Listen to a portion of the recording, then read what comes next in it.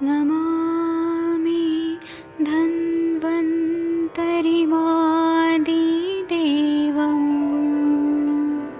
सुरासुरैर्वन्दितपादपद्मं लोके जरामृत्युनाशं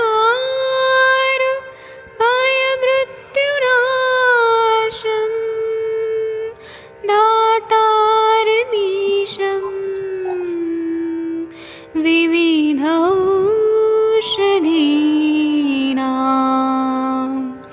शङ्खं चक्रं जलौकां दधतं मृतघटं चारुतोर्भैश्चतुर्भे सूक्ष्मस्वच्छादिरुद्यं शुकपरिविलसन्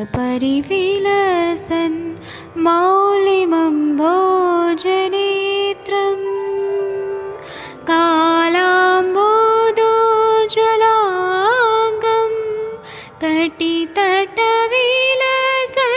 चारुपीताम्बराढ्यं वन्दे धन्वन्तरिन्तं निखिलगदमिव प्रौढदावाग्निनीलम्।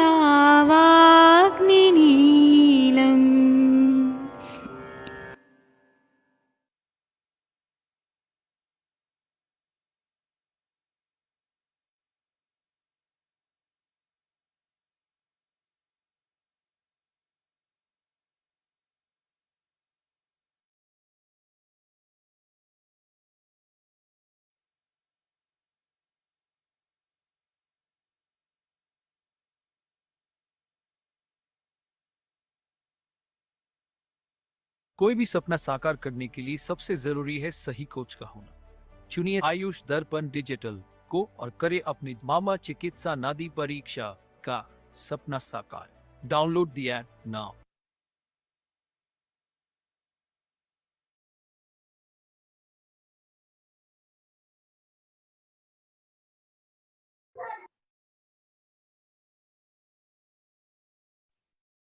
प्रणाम सभी लोगों को। मैं वैद्य अरविंद पाठक पुणे महाराष्ट्र से आप सभी लोगों का स्वागत करता हूं। देखिए हम फिर से आ गए, हम पढ़ाई करने फिर से आ गए। तो हम ना अभी क्या करेंगे कि ये मैं एक दो लोगों को को होस्ट बना देता हूं और फिर हम लोग ना ये डिस्कस करेंगे, कोई एक दो क्वेश्चन पेपर सॉल्व करेंगे। तो अभी मैं अनम्यूट करने का ऑप्शन देता हूँ। हाँ, आप सबके सब भारत के सर्वश्रेष्ठ चिकित्सक हैं। किसी का एमडी पहले होता है, किसी का बाद में होता है, लेकिन पढ़ाई तो सबको करना पड़ता है। और आप सबके सब बहुत अच्छे डॉक्टर हैं। आप लोग के स्क्रीन पे देखिए, ये जो है यूपीएससी 2005 का ये जो है, इसको हम सॉल्व करेंगे। तो कौन पढ़ना चाहेगा कि मैं पढ़ूं? इसमें सब टिक किया हुआ है। कौन पढ़ना चाहेगा? मोनिका मैम आप पढ़ सकती हैं क्या? आप बाहर है मोनिका मैम? मोनिका मैम शायद बाहर हूँ सर। ठीक है। तो आप सुनिए, लेकिन आप सुनिए, लेकिन आपको ना ये क्लियर करना है फिर। ठीक है।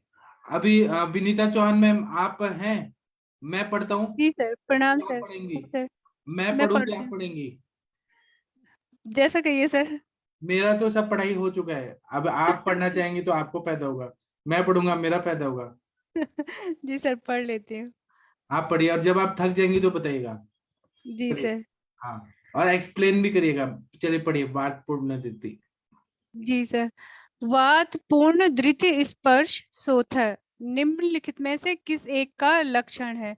आमवात, संधिवात, शोथ रोग, अस्थिगतवात। अब वात इसका मतलब पूर्ण। क्या समझ आ रहा है? वात पूर्ण धृति स्पर्शाश होता, यहाँ पे हवा भरा हुआ है।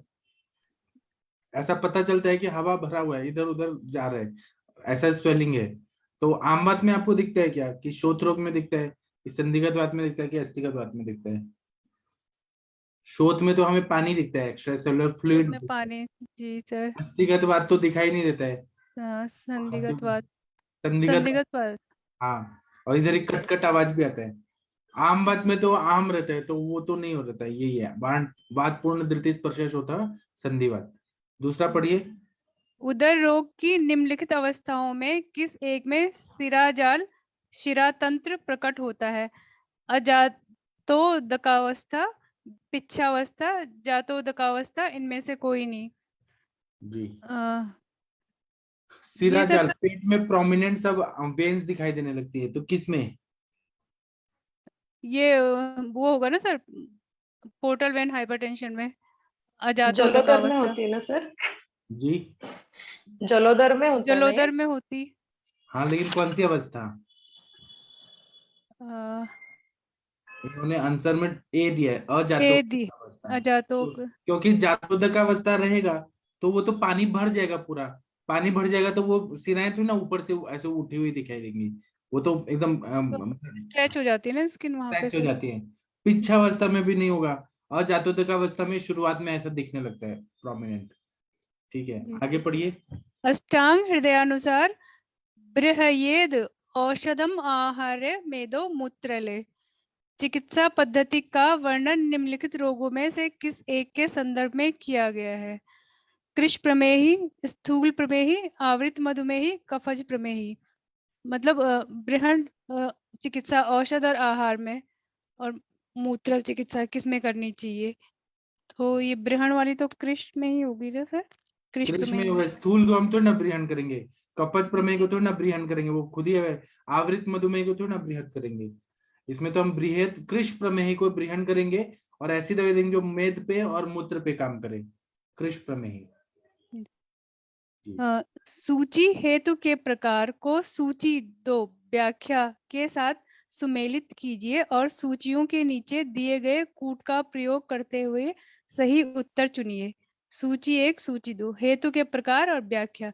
व्यंजक, अ, अ, व्याधि, प्राथमिक और व्याभिचारी। सूची 2 में है प्रेरक, रुक्षादि स्वेद, व्याधि उत्पन्न करने में असमर्थ और मृद भक्षण, और 5वां है विष।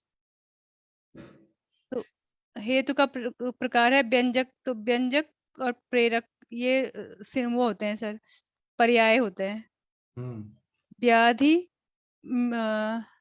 इन्होंने ये 4th पे भी किया, 5th पे भी किया हुआ है।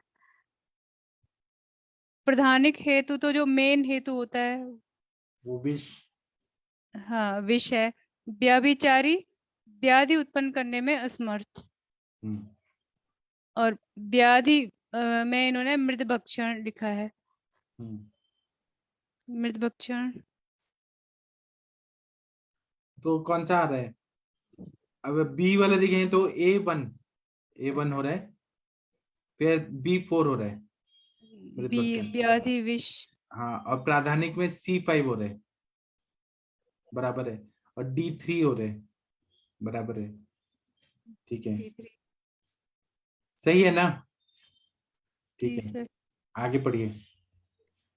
निम्नलिखित रोगों में से किस एक के साथ चरक की उक्ति एक एकतस्तानि सर्वाणि रक्त मोक्षणे मेकतः का संबंध है? रक्त पित्त, विसर्प, कुष्ठ, शीत पित्त। तो इसमें विसर्प में होगा।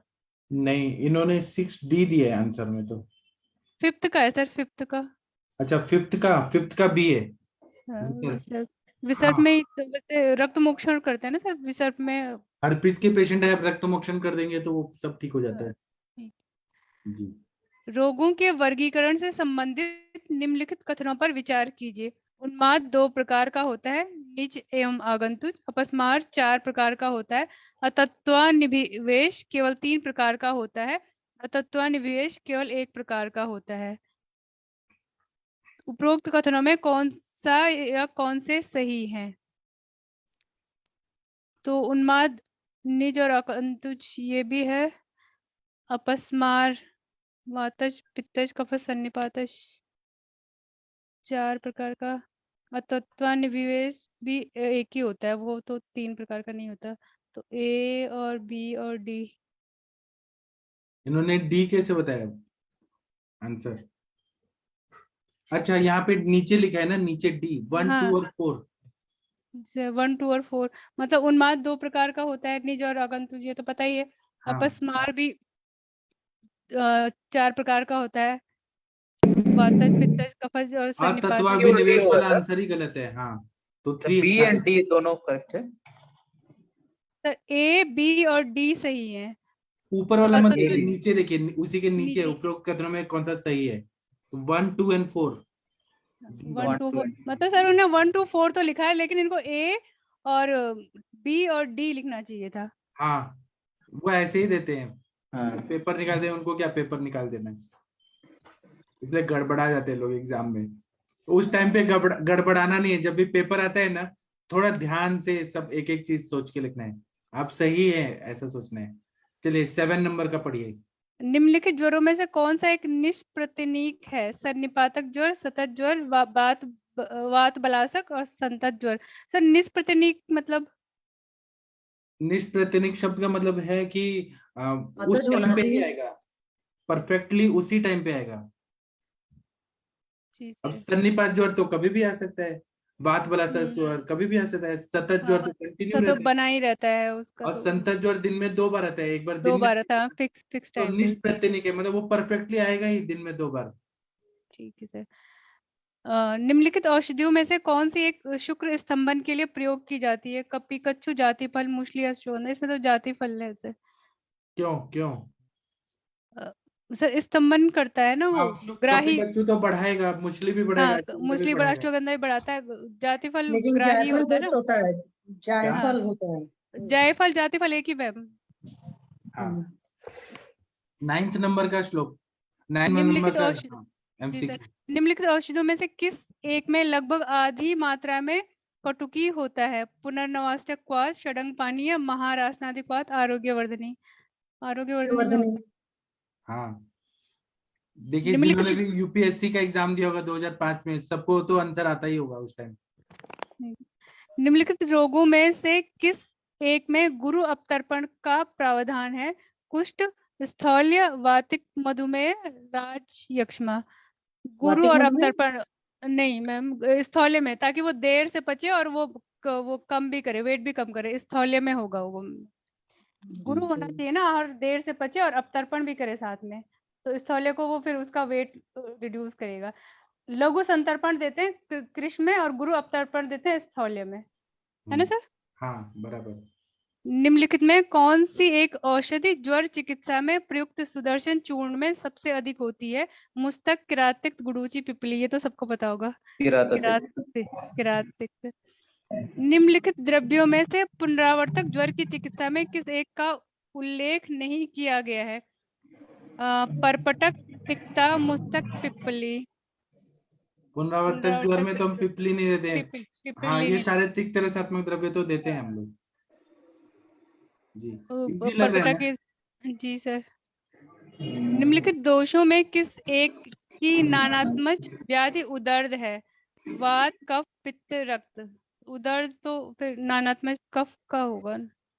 हाँ। निम्नलिखित रोगों में से किस एक में स्पर्शा असहत्व पाया जाता है? पैतिक गुल्म, पैतिक उदर रोग, सन्निपातोदर, रक्तज गुल्म।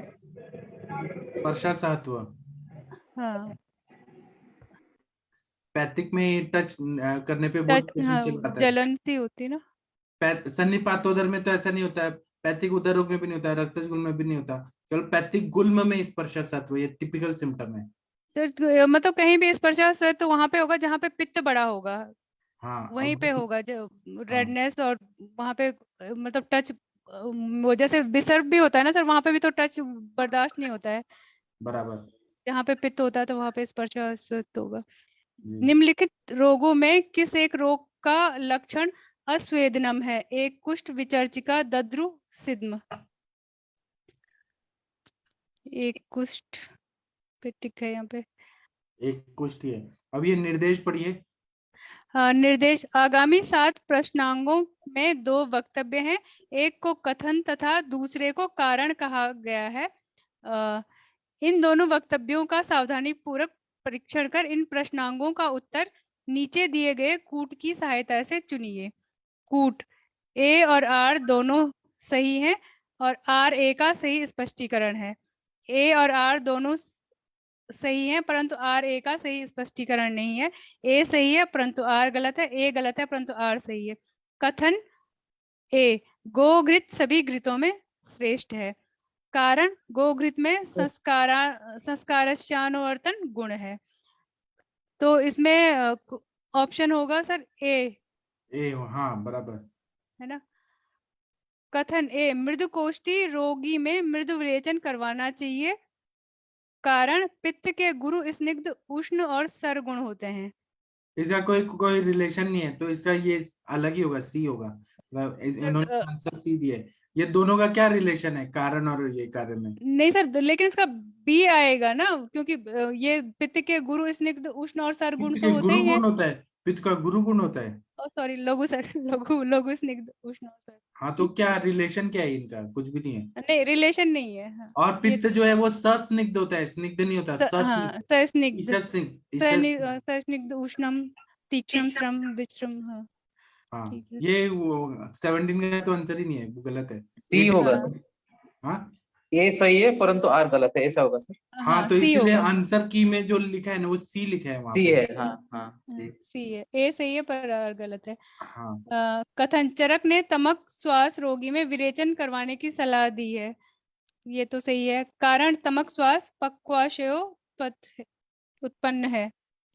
गलत है। गलत, आमाशय आमाशय उत्पन्न है ना। समुत्पन्न ये है। भी सी हाँ, है। ये भी ये भी सी है, सी, ये भी सी है। Not applicable. हाँ, कथन, चरक ने तमक श्वास रोग की चिकित्सा में भारंगी नागर योग बताया है। कारण भारंगी औषधि का कर्म प्राणवश स्रोतस पर है तथा नागर का कर्म प्राणवश स्रोतस के मूल पर है। बराबर। तो इसका ए होगा। हाँ सर ए भी सही है ना, करेक्ट है ये सर। आंसर कहाँ गलत है? सब सही तो है ये। अच्छा, ए भी करेक्ट है सर।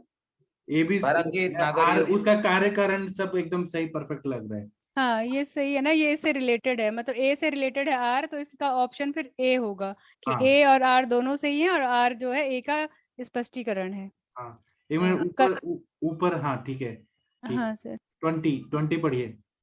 20, ग्रीष्म ऋतु में मधुर रस एवं शीतवीर्य द्रव्यों को ग्रहण करने का परामर्श दिया है। कारण ग्रीष्म ऋतु में पित्त दोष का क्षय एवं प्रकोप होता है। ये तो गलत है हाँ, क्या रिलेशन क्या है इनका? सर। संचय होता है ग्रीष्म ऋतु का, लेकिन प्रकोप, हाँ ठीक है सर, क्षय और प्रकोप। अच्छा, पित्त का प्रकोप होता है ग्रीष्म में। वात का नहीं, पित्त संचय का होता प्रकोप है शरद सर। ऋतु में होता है। वात का वात का संचय होता वात है। का संचय होता है। ग्रीष्म ऋतु में वात का संचय होता वात का संचय होता है। और उसमें कोई ये कोरिलेशन ही नहीं है, सब बकवास है ये। न- हाँ, सी है। सी, हाँ, चलिए। गंधक कुष्ठ के लिए श्रेष्ठ है। ये तो सही है। गंधक मधुर कटु उष्ण गुण रखता है। ये भी सही है। हाँ बराबर। तो नहीं इसका नहीं ए, नहीं नहीं, 21 का सी है।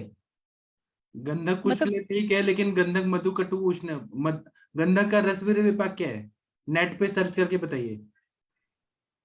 गंधक उष्ण थोड़ा ना होता है, शीत वीर्यात्मक होता है। शीत और कटु थोड़ा ना होता है, मधुर थोड़ा ना होता है। मधुर कटु नेट पे सर्च करिए गंधक का रसवीर विपाक क्या है। ये तो कथन ही गलत है, और इसका कोई रिलेशन नहीं है। कुष्ठ में मधुर रस थोड़ा ना देते हैं, कटु रस थोड़ा ना, उष्ण थोड़ा ना देते हैं। है।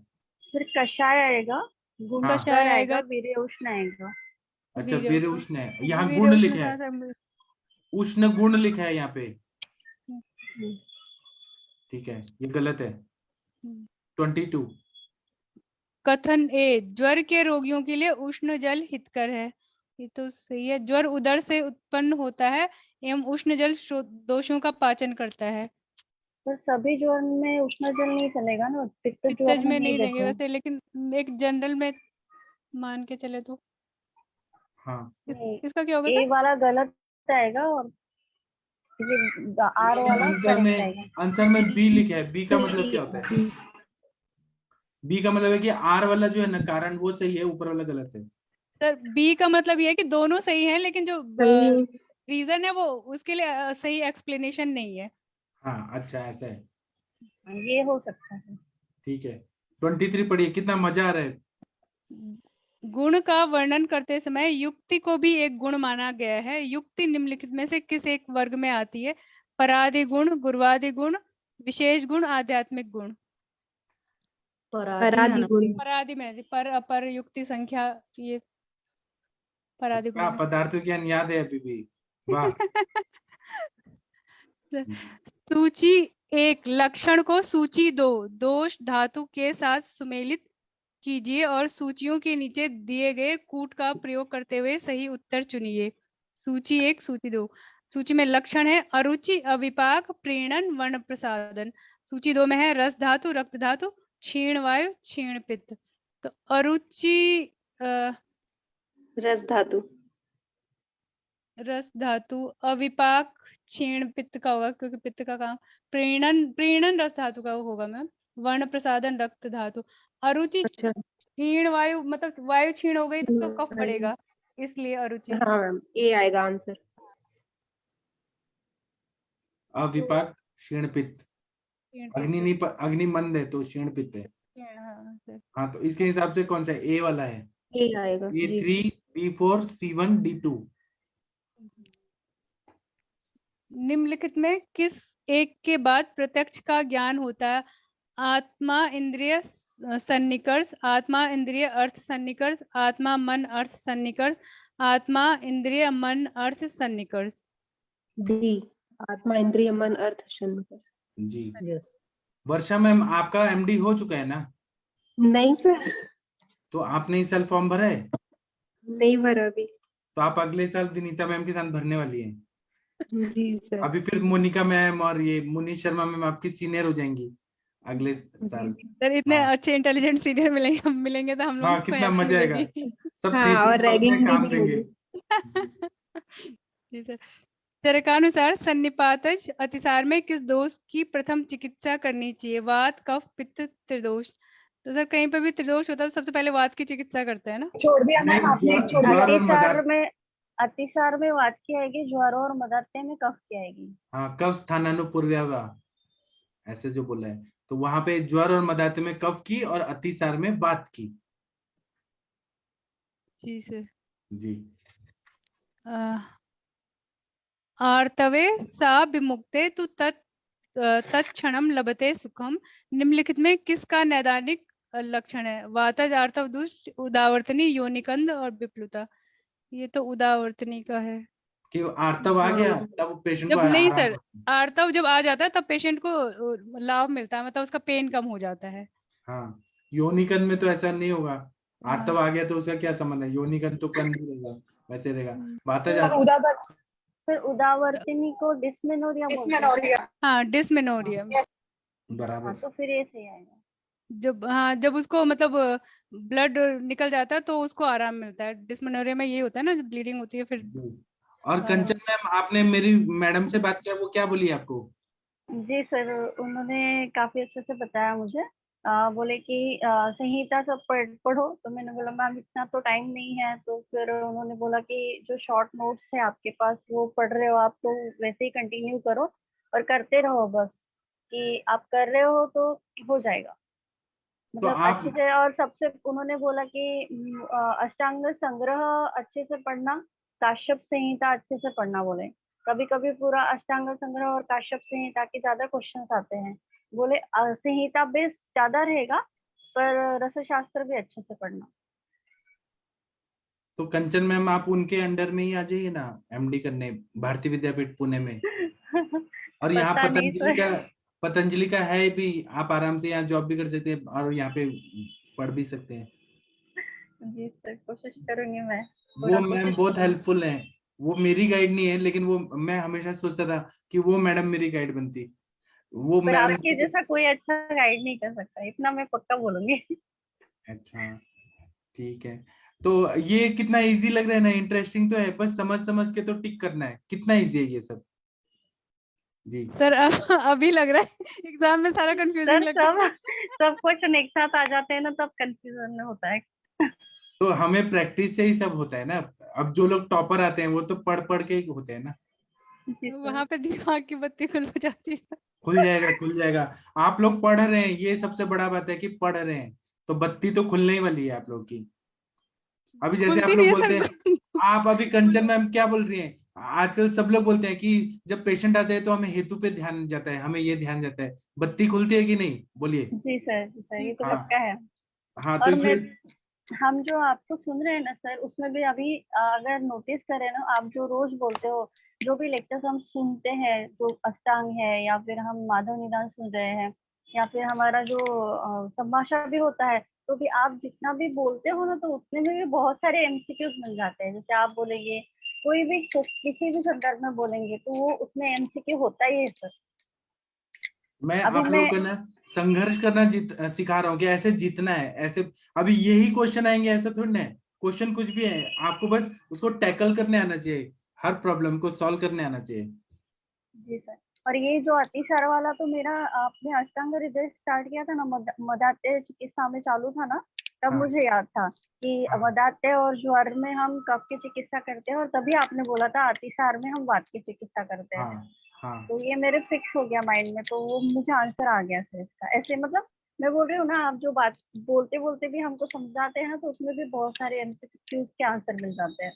हाँ ठीक है। 29 नंबर का पढ़िए। विनीता मैम इतना अच्छी डॉक्टर है ना कि क्या बताएं। इनका एग्जाम नहीं है, ये आपके लिए मेहनत कर रही है, और इनका तो खुद अगले साल होने वाला है। वर्षा मैम के क्लासमेट होने वाले हैं ये। चलिए 29 पढ़िए। श्लेष्म मूत्रा अश्मरी का रंग निम्नलिखित में किस एक के समान होता है? मधु पुष्पवर्ण, मधुवर्ण, कदम्ब पुष्प, भल्लातकास्थि, प्रतिम। तो सर इसमें महुआ ही जो है मधु, वो व्हाइट कलर का होता है। कदम का पुष्प तो वैसे अच्छा होता है आपने मतलब देखा है येलो। महुआ का फूल, देखा है आपने? जी सर, देखा है मैंने। जी। जी सर। तो क्योंकि इसमें श्लेष्म है तो कफ मतलब व्हाइट कलर का ही होता है, तो हाँ इसलिए मधु पुष्प वर्ण होगा। हाँ सामान्यतः गर्भाशय के निम्नलिखित भागों में किस एक में अपरा रहती है? गर्भाशय के ऊपरी खंड में, गर्भाशय के अधोखंड में, नलिका में, गर्भाशय के अंतःमुख के पास। तो इसका तो सिंपल है सर, गर्भाशय के ऊपरी खंड में। ऊपरी आपने खंड को समझाया क्या था बोलते मैम उस दिन फंडस में। हाँ, फंडस पे मेनली होती है, क्योंकि नीचे होता तो फिर वो प्लेसेंटा प्रीविया वाली थोड़ा सिचुएशन हो जाती है ना, और साइड मतलब में ये भी नहीं होता ऐसे क्योंकि ऐसे याद आने वाला है शायद, पढ़ते पढ़ते और एग्जाम देते देते कुछ ऐसे ही क्वेश्चन आ जाए। हैं? आएंगे मैम, ऐसे ही आते हैं, मतलब कुछ चीजें तो आयुर्वेद के कॉमन अलावा होती है, तो वो तो ना आती बाहर का कुछ पूछेंगे, रामायण महाभारत और मोदी का कहानी तो ना पूछेंगे, आयुर्वेद ही पूछेंगे। इसी में से कुछ ना कुछ पूछ लेंगे। है। योग्य से संबंधित निम्नलिखित पर विचार कीजिए। अलाबों पर छेद्य कर्म, अलाबों पर उत्कर्तन, अलाबों पर परिकर्तन, पनस पर परिकर्तन। उपरोक्त में से कौन सही है? तो सर ये नीचे योग्य नीचे वाला जो सुश्रुत में से। है वही है ना, जो हाँ जिसमें लेकिन वो नीचे एबीसीडी है।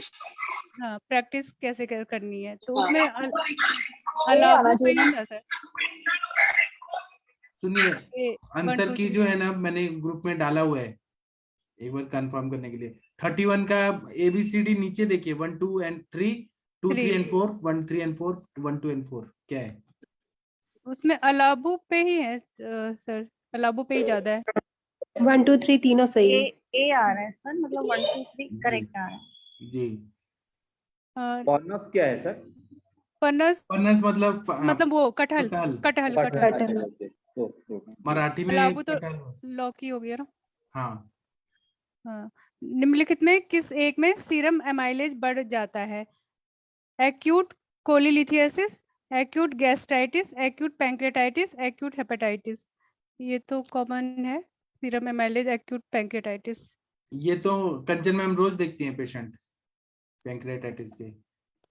मैम अब जो आप लोग ना प्रैक्टिस करते हो ना, काफी सारी चीजें उससे भी याद हो जाती है, तो आप लोगों के लिए और हाँ, इजी है फिर करना, इजी हो जाता है उससे क्योंकि उससे जब मॉडर्न के पढ़ते हैं। क्वेश्चंस आएंगे ना, तो थोड़े इजी हो जाएंगे, मतलब जो जी से मैम। देख रहे हैं हम। और फिर पहले तो वो सारी चीजें रटनी पड़ती हैं, अब वो प्रैक्टिस करते करते याद हो जाती है ना, तो फिर ज्यादा सही है। सुश्रुतानुसार निम्नलिखित में किस एक में चंद्रमंडलवत छेदन करने का निर्देश है? वर्त्म, कक्षा, गुदा, हस्त। इसमें ऑप्शन दिया हस्त आंख छेदन। में आप अच्छा, चंद्रमंडल जैसे नहीं कर सकते, गुदा में नहीं कर सकते, कक्षा में नहीं कर सकते हैं, हाथ में। आँख में हम तिर्यक करेंगे, मतलब फेस वाले जो भी रहते हैं वो तिर्यक करते हैं मोस्ट ऑफ, मतलब अक्षी पे या फिर हनु पे करेंगे, या फिर जो भी फेस वाले होते हैं ना मोस्टली, उस पे तिर्यक करते हैं। तो ये हस्त वाले में चंद्रमंडल।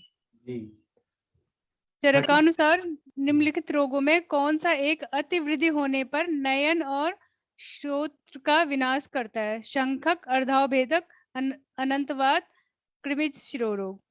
तो अतिवृद्धि होने पे अर्धावभेदक, क्योंकि हाफ साइड में माइग्रेन, मतलब माइग्रेन माइग्रेन बोलते हैं। माइग्रेन में होता भी है मैम, आईज में बहुत वो होता है, पेन होता है एक साइड में, इसमें अतिवृद्धि क्या होती है? पित्त का ही होता है ना, वृद्धि बहुत जब। ज्यादा हो जाता है वायु जब और पित्त बहुत का ज्यादा होता है। सीवियर पेन होगा सर तब। हाँ, वायु और पित्त का होगा और घृतपान से और बहुत इसमें बोल रहे अच्छे हैं से नयन कंट्रोल और होता है। श्रोत्र का विनाश करता है। बहुत ज्यादा सीवियर हो गया ना तो आंखें और कान को भी डैमेज कर देगा। डैमेज बहुत ज्यादा करता है। सर मेरे इसमें पास आई थी ना एक पेशेंट, तो उसका था, मतलब उसका एक तरफ मैंने आपको बताया था ना, कान में पूरा उसका रेड ही रहता है, तो उसको थी माइग्रेन की प्रॉब्लम, तो फिर वो काफी कम है पहले से।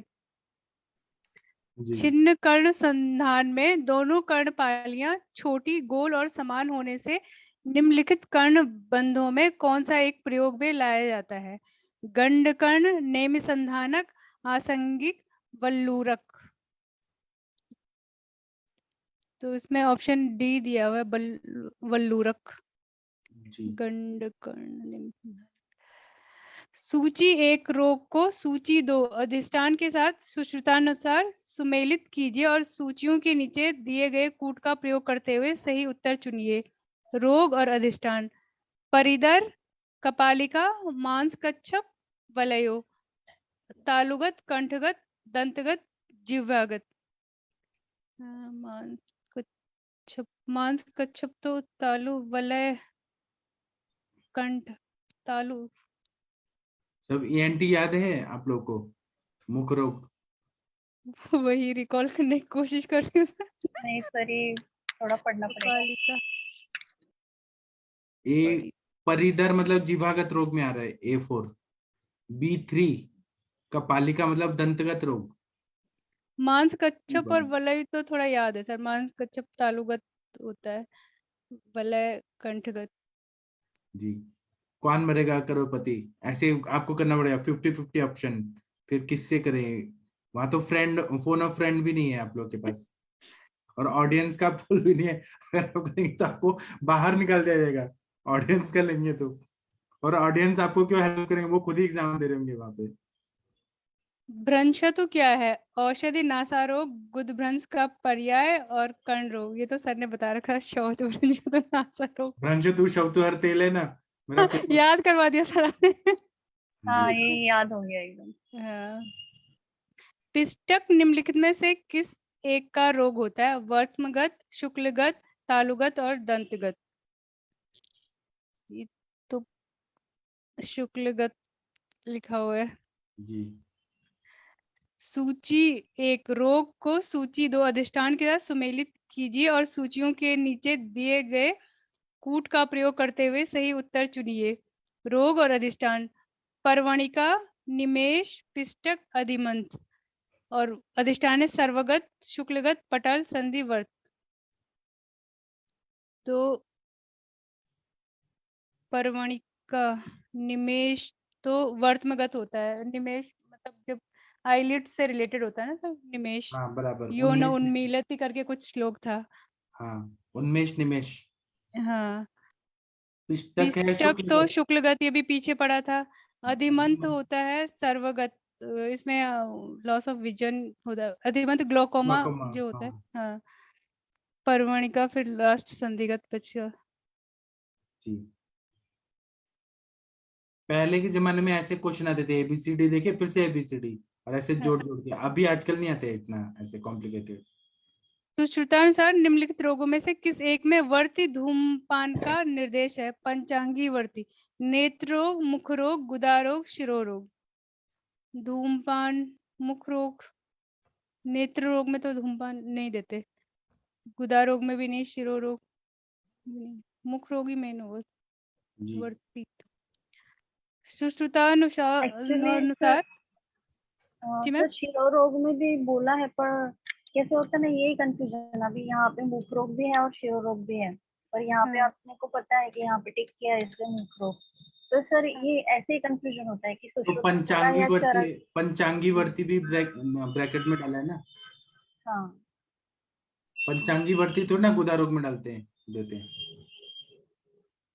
बढ़ती धूमपान में मैम सही कह रही कि मुख रोग और शिरो रोग में, लेकिन वही है ना कंफ्यूजन। फिर मैम इसमें पंचांगी वर्ती है तो मेनली हो सकता है कि मुख रोग में ही मुख पंचांगी रोग में वर्ती होगी। होती होगी। हम्म। सुश्रुतानुसार रोपण कर्म के लिए आश्चोतन की मात्रा कितनी होती है? 7 बिंदु, 10 बिंदु, 8 बिंदु, 12 बिंदु। ये तो सब याद करने वाले हैं। 12 बिंदु लिखा हुआ है याद इसे। करके भी फिर भूल जाएंगे, फिर याद करना पड़ेगा, फिर भूल हाँ, जाएंगे। बहुत कंफ्यूजिंग है। निम्नलिखित कथनों पर विचार कीजिए। अन्यतोवात एक नेत्र रोग है, ये तो गलत है। चरक ने सूर्यावर्त रोग का वर्णन नहीं किया है। अष्टांग हृदय ने शिरोरोग और कपाल रोग का अलग अलग वर्णन किया है। माधव निदान ने 11 प्रकार के शिरोरोगों का वर्णन किया है। उपरोक्त कथन में कौन से सही है? ये बड़े कंफ्यूजिंग होते हैं सर, किसमें कौन सा रोग है। ये पहले आता था, अभी नहीं आता है इस तरह के डबल डबल वाले, ऐसे अभी नहीं आता। तब भी 1, 3 एंड 4 है आंसर। अन्यतोवात एक नेत्र रोग है, फिर 3 मतलब अष्टांग हृदय ने शिरोरोग और कपाल रोग का अलग अलग वर्णन किया है। हाँ, अष्टांग हृदय ने कपाल रोग अलग बोला है और शिरोरोग अलग बोला है। और माधव निदान ने 11 प्रकार के शिरोरोग का वर्णन किया है। लेकिन अन्यतोवात नेत्र रोग है, उसको शिरोरोग में नहीं इंक्लूड करते हैं।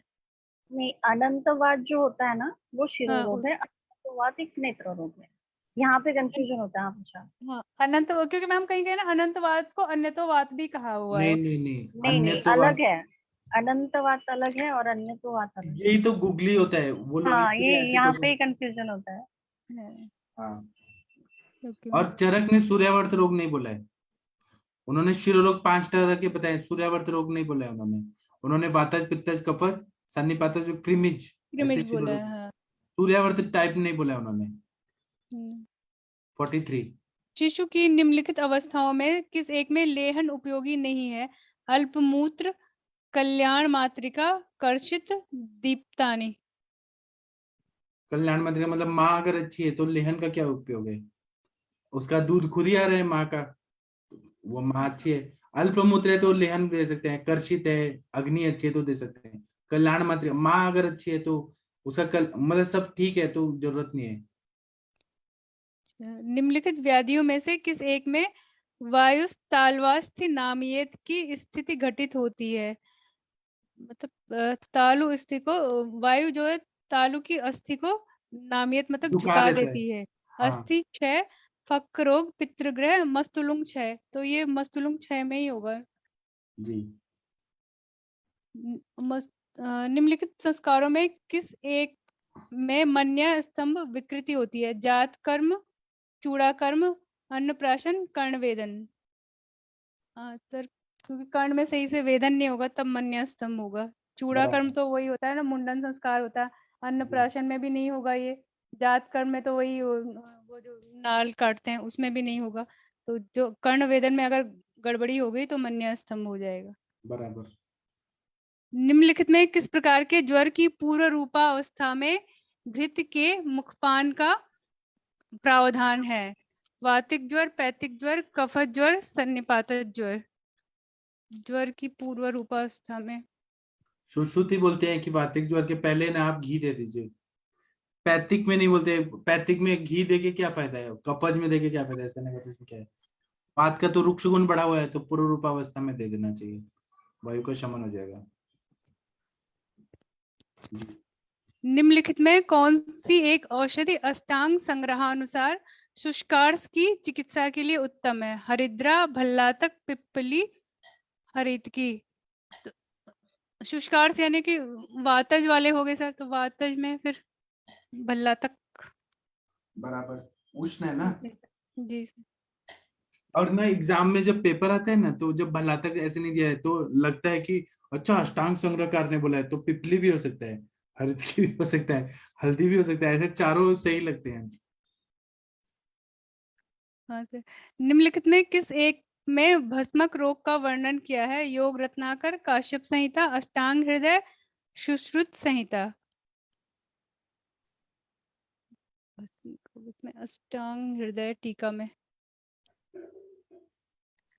निम्नलिखित में किस एक में मुक्तानुबंधी प्रकृति का ज्वर होता है? जीर्ण ज्वर, विषम ज्वर, स्लीपत जन्य ज्वर और नव ज्वर में। सर इसका सी ही ऑप्शन है क्या? हाँ, आंसर तो वही दिया है। सर स्लीपर What is- मुक्तानुबंदी माने? मुक्तानुबंदी मतलब मतलब फीवर आएगा या नहीं भी आएगा, जीर्ण या ज्वर फिर सर हाँ छूट छूट के फिर दोबारा हो जाना है, ये तो नहीं है सर कि मतलब एक बार हाँ, जैसे बंद हो गया नहीं फिर फिर वो दोबारा आ छूट गया? छूट के दोबारा तो विषम ज्वर में आ रहा है ना वो तो। इसमें ज्वर हो भी सकता है, नहीं भी हो सकता है।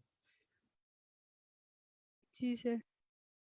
सूची खनिज औषधि को सूची 2 रासायनिक संगठन मिश्रण के साथ सुमेलित कीजिए और सूचियों के नाम दिए गए कूट का प्रयोग करते हुए सही उत्तर चुनिए। सूची 1 खनिज औषधि, सूची 2 रासायनिक संगठन मिश्रण। नीलांजन, मृदार सिंह, हरिताल, मनस्सिला। Lead monoxide, arsenic trisulphide, arsenic disulphide, lead sulphide, red oxide. तो जो अंजन है वो लेड, नीलांजन, लेड सल्फर, मनस्सिला। हड़ताल और मनस्सिला तो आर्सेनिक मनशिला क्या में। होता है? मनशिला और हड़ताल तो आसपास ही होते हैं ना। हाँ, और वो आर्सेनिक के ही होते हैं डाइसल्फाइड से। और अंजन जो है वो लेड AS2S2 होता AS2S2 होता है सर। हाँ, है। हाँ, और हड़ताल मनशिला जी, वो AS2S3 सल्फाइड है। S2S3 होगा AS2S3 हड़ताल। हाँ, आर्सेनिक ट्राइसल्फाइड, नीलांजन लेड सल्फाइड। लेड से। और PB मृदार सिंह लेड मोनोऑक्साइड, PbO। हाँ, तो डी हो गया। आपको मालूम है मोनिका मैम बहुत इंटेलिजेंट है। हाँ सर, मोनिका मैम बहुत इंटेलिजेंट है। जी आज वो सर अष्टांग हृदय में मैम मोनिका मैम ने काफी अच्छे से एक्सप्लेन किया, आशा मैम ने भी। आज अंजना मैम और मुझे वंदना मैम। डॉक्टर नवीन जोशी सर का फोन आया कि आपने सभी को पढ़ना सिखा दिया, पूरा टीका पढ़ना, तो आप नहीं भी रहेंगे ना तो ये लोग आराम से पढ़ लेंगे।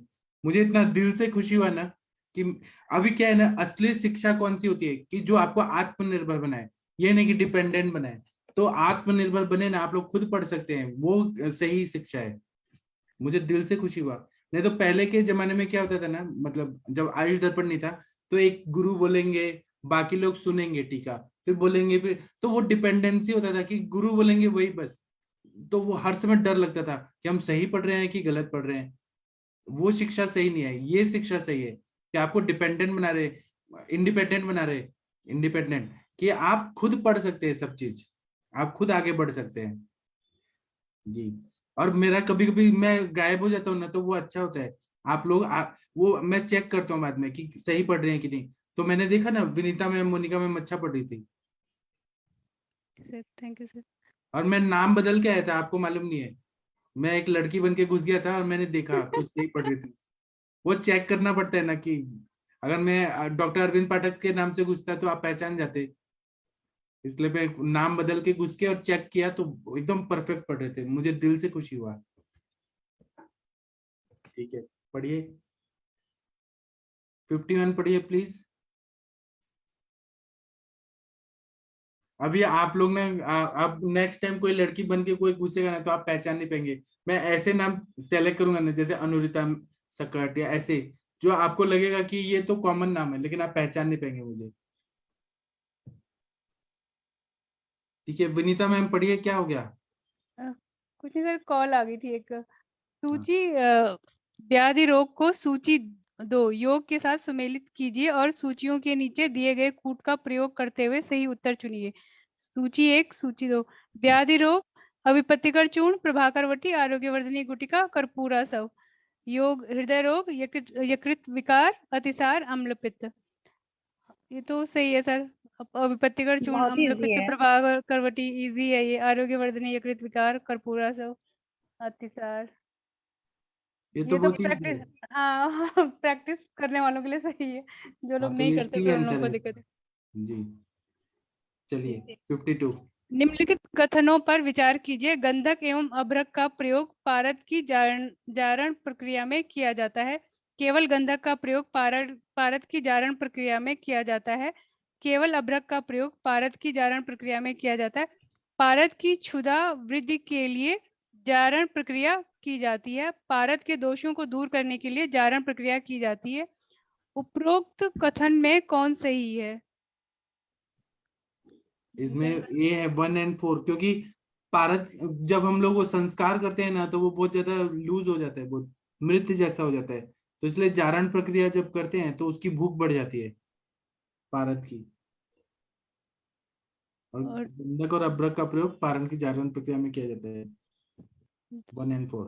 क्योंकि वैसे भी सर 1 अगर सही होगा तो 2 और 3 अपने आप ही गलत हो गए, क्योंकि सिंगल सिंगल हैं तो। हाँ सर 5 निम्नलिखित गलत में है।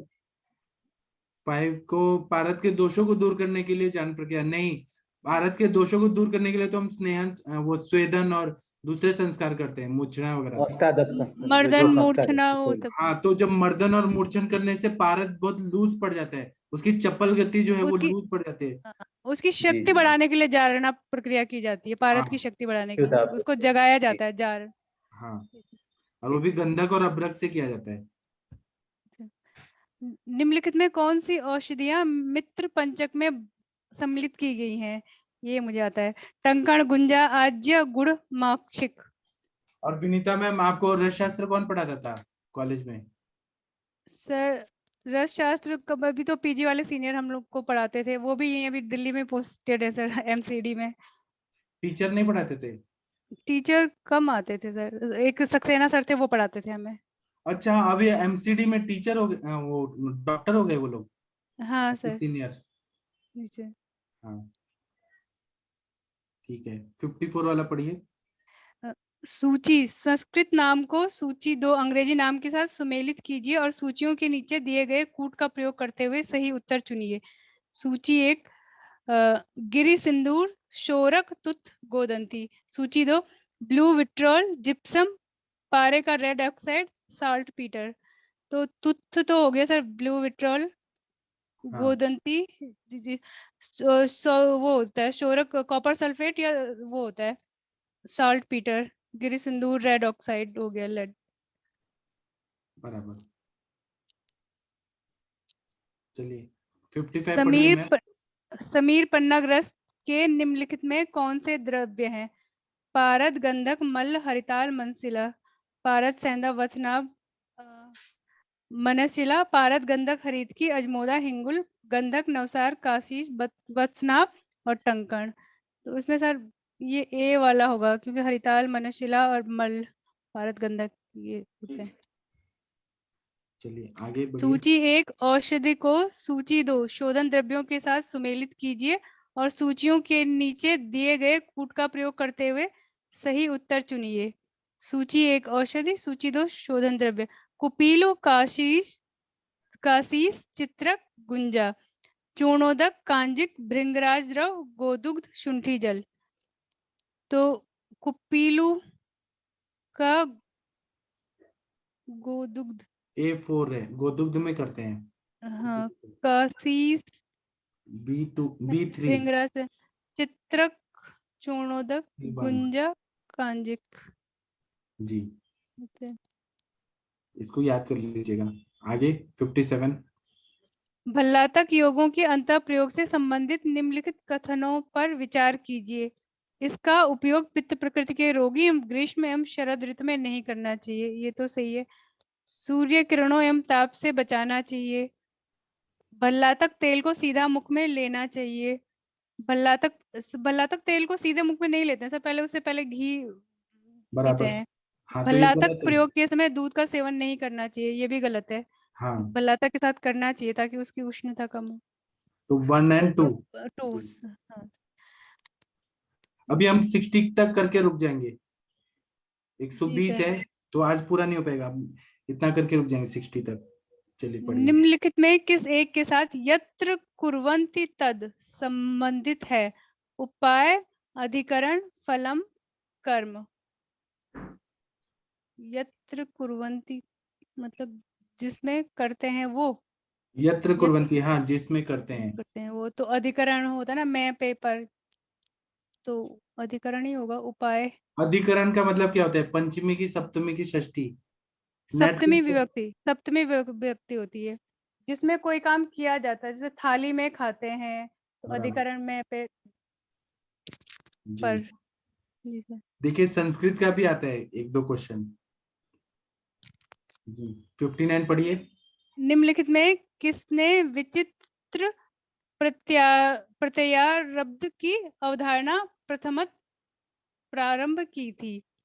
चरक संहिता, अष्टांग हृदय, सुश्रुत संहिता, भाव प्रकाश। विचित्र प्रत्यारब्ध की अवधारणा मतलब अलग अलग कॉम्बिनेशन से रस वीर्य विपाक और ये सब अलग अलग करके। चरक में तो केवल बताया है समान प्रत्यारब्ध विचित्र प्रत्यारब्ध, विमान स्थान में पहला में बताया है, लेकिन इसको अलग अलग कॉम्बिनेशन से मेडिसिन में डाल के और फिर यूज करना अष्टांग हृदय करना ही बताया है। जी सर। जी निम्नलिखित औषधियों में से कौन सी एक कंटक पंचमूल वर्ग में समाविष्ट की है? मदन फल, शतावरी, करीर, अपामार्ग। कंटक तो पंचमूल है। कंटक है तो शतावरी में कंटक होते हैं, मदन फल में नहीं होते हैं, करीर में शायद होते हैं लेकिन ये नहीं है, अपामार्ग में कभी कंटक नहीं होते हैं। जी चलिए अभी हम रुक जाते हैं। आप लोग को जी। कैसा लगा? कंचन मैम, मोनिका मैम, आज का कैसा लगा? समझ आया आप बहुत लोग को? अच्छा सर, बहुत अच्छा, और जी।